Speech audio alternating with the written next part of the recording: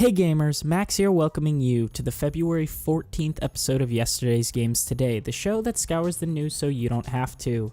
Yesterday was kind of a weird day in news, so we're just going to get right into them. Starting next week, Rocket League will be getting PlayStation 4 Pro support, as well as a few other extra things, even if you don't have a PlayStation 4 Pro. Apparently, PS4 players are going to be getting 4K resolution in Rocket League, and normal PlayStation models are going to get 1080p. The game will also run at 60 frames per second in all arenas in 1-player and 2-player split screen across all PlayStation 4 models. If you play 3 or 4-player split screen, it will depend on the arena you're on to determine if you get 60 frames or not. We're also going to be getting the Hot Wheels DLC, as well as a new Player's Choice crate that features the winning items of a fan vote. Cool. The update is scheduled to hit February 21st. So be on the lookout for that, Rocket League players. Free-to-play ARPG Path of Exile is getting its biggest expansion yet. Entitled The Fall of Oriath, it will add one major act to Path of Exile and then remix the pre-existing 4 to create a new game experience. This is cool. After the events of this new section, you're not expected to grind through the previous acts over and over again to reach the endgame. Instead, you play through 5 new acts that add new enemies and loot to familiar territories changed by events that transpire. So this reminds me kind of like the Cataclysm expansion in World of Warcraft, except World of Warcraft isn't act-based, it's just kind of a big world. So this is going to be a bit different. So it seems to me that the previous 4 acts are going to be changed and remixed based on when you beat this new act, and then playing through again, all 5 of them are going to be changed. So that's cool.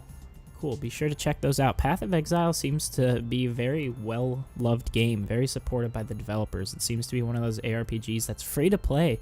That seems good to get into. If you've been on Twitter lately and seen the hashtag Resistlam, you now know that it's about this event that is bringing game devs together against authoritarianism. According to one of the creators of this event, we want to find ways that game developers can be active toward what we consider the very oppressive and potentially fascist policies that are coming out of the US and other countries right now. The jam has the support and the sponsorship of both the International Game Developers Association and IndieCade.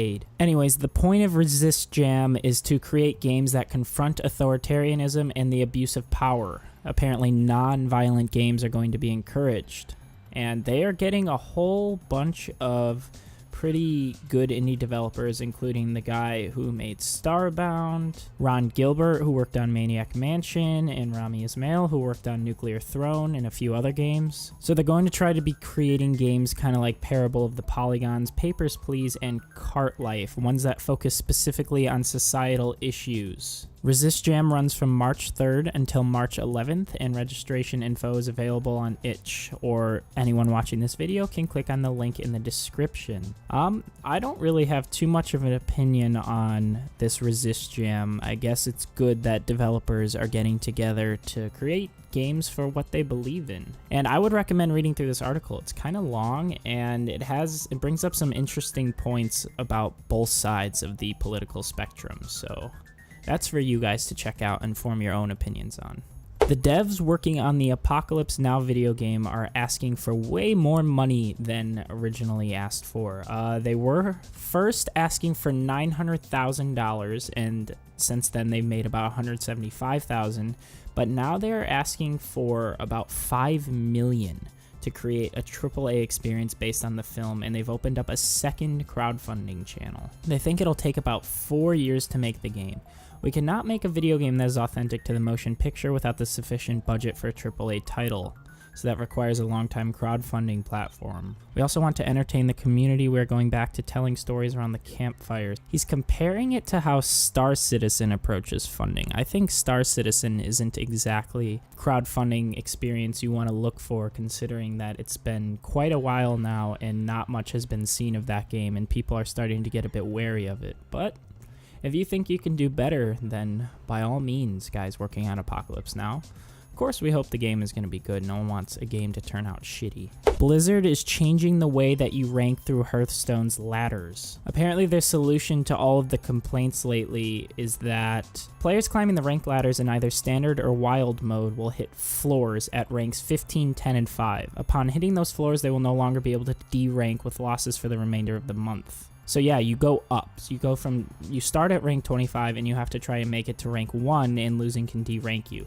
So once you hit 15, 10, or 5, you can't be ranked lower than those. I didn't know this, but apparently the seasons only last a month, so I can see why people are kind of complaining about how hard it is to keep ranking up, especially if you only have a month to play and try and get through all those 25 levels winning just to get to like the advanced area. Like after you beat rank 1, you get to legend status, I believe it was called. Yeah, legend rank.